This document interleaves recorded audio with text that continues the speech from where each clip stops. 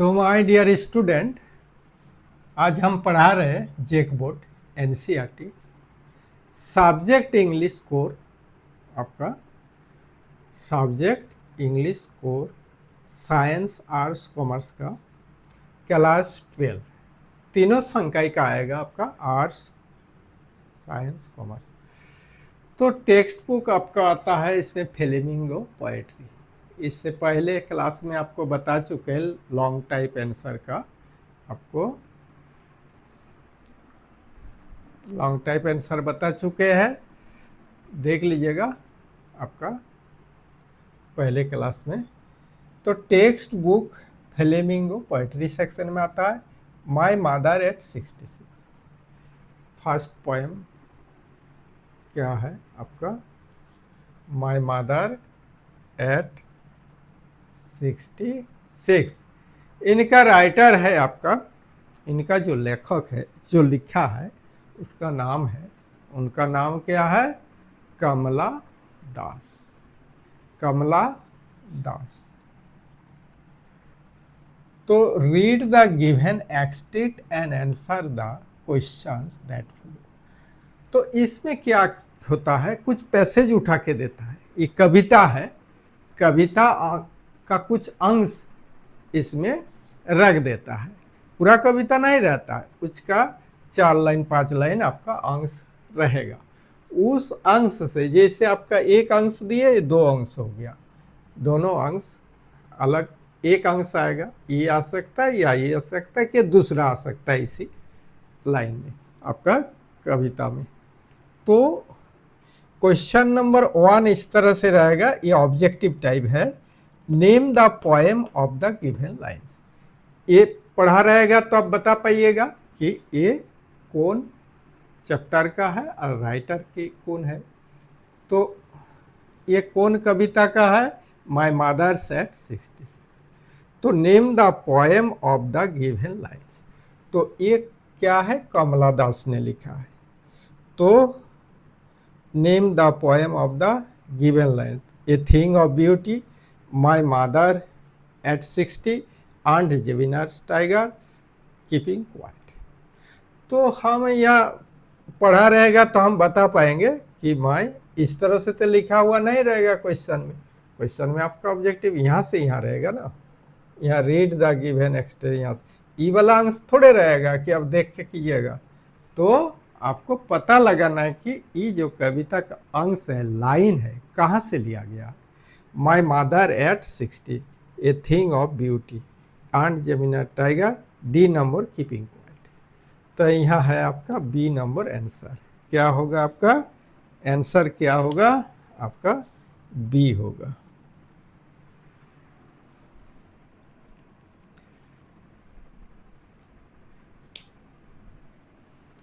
अब आते question number 2। Where was the poet driving to. Poet कहाँ जा रहा है, कहाँ से कहाँ जा रहा है?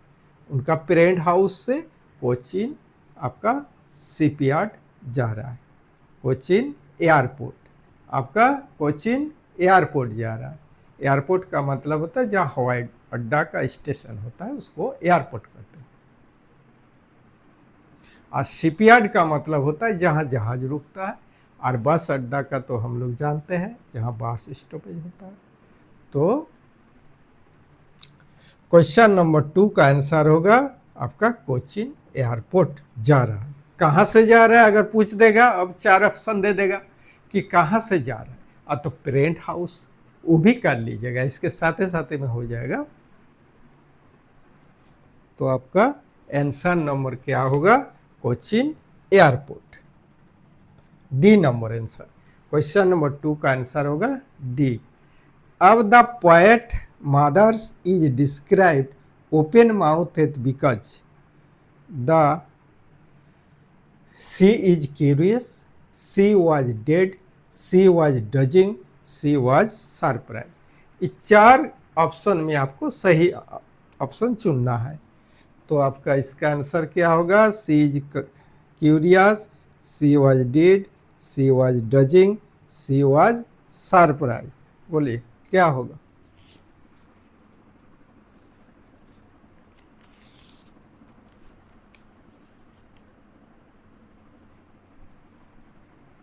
शी वॉज डजिंग होगा, क्या होगा, शी वॉज डजिंग।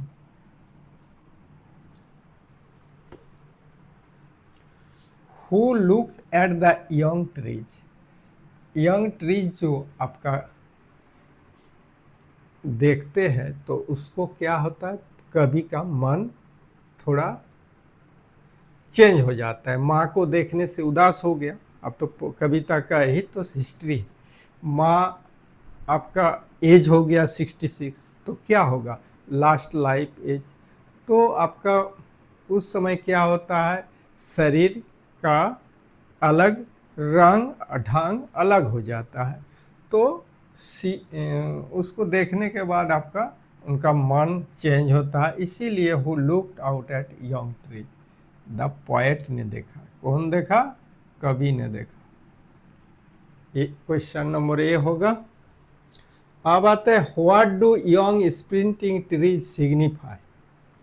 अब यंग स्प्रिंटिंग ट्रीज जो है ये क्या सिग्निफाई कर रहा है,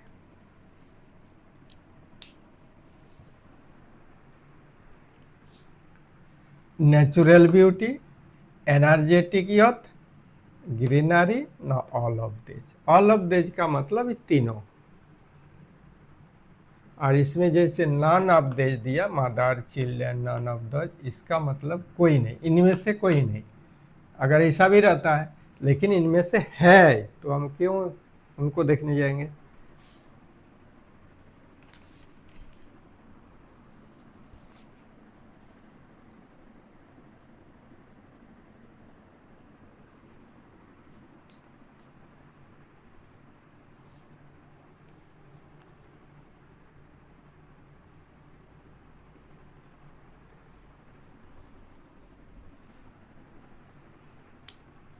what do young sprinting trees signify, क्या होगा, एनर्जेटिक यूथ। यूथ का क्या होता है, एनर्जी रहता है, इसीलिए लिखा है एनर्जेटिक।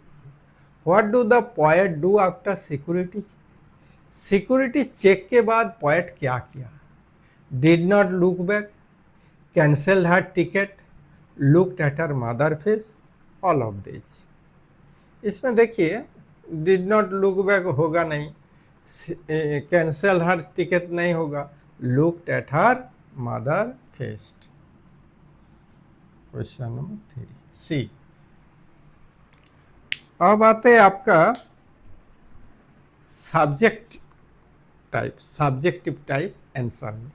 क्वेश्चन नंबर 1 रहेगा, where is the poet going and who is with her. Where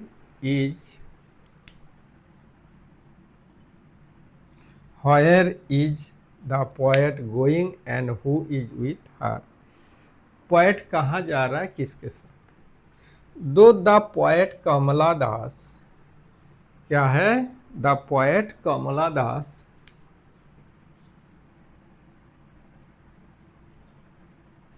the poet Kamala Das is going to Cochin from her parents home. आपको बताए पहले, पेरेंट्स होम से कोचिन जा रहा है, किसके साथ, विथ हर मदर। इसमें 3 क्वेश्चन इसमें आ जाएगा। इसमें अगर ऑब्जेक्टिव पूछेगा तो 3 क्वेश्चन आ जाएगा। तो मेन आंसर आपको बता दिए, अब इसको थोड़ा सा बढ़ा भी सकते हैं, जैसा मार्क्स रहेगा उस हिसाब से आपको बढ़ाना पड़ेगा। अब question number 2, why has the mother. देखिए यहाँ पर क्वेश्चन नंबर 1, क्वेश्चन को समझना पड़ेगा। व्हेयर का मतलब होता है कहाँ, WHERE, व्हेयर का मतलब होता है कहाँ। Is the poet going and who is with her, who is with her.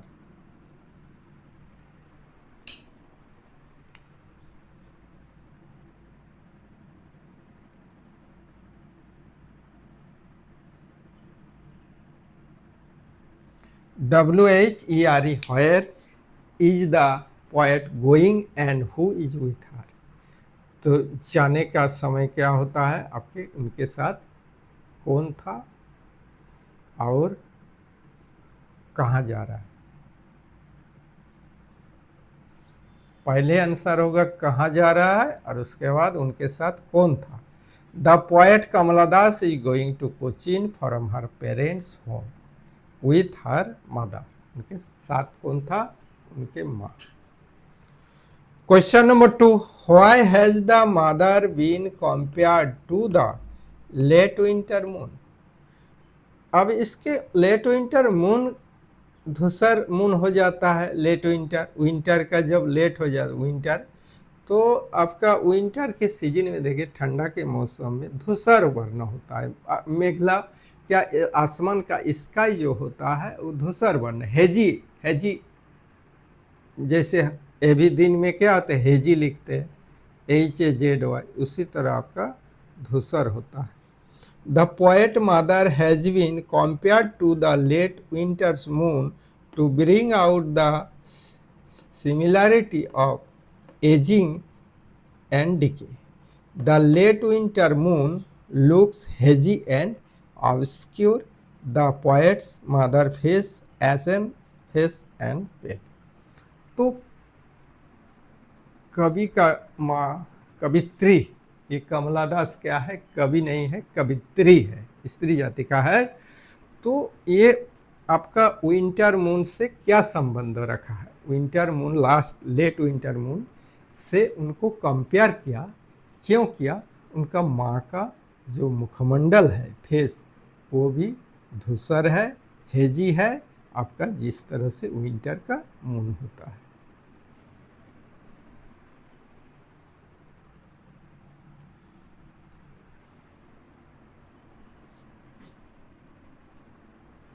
पीला वर्ण क्या होता है, पेल का मतलब पीला, पीलापन हो जाना।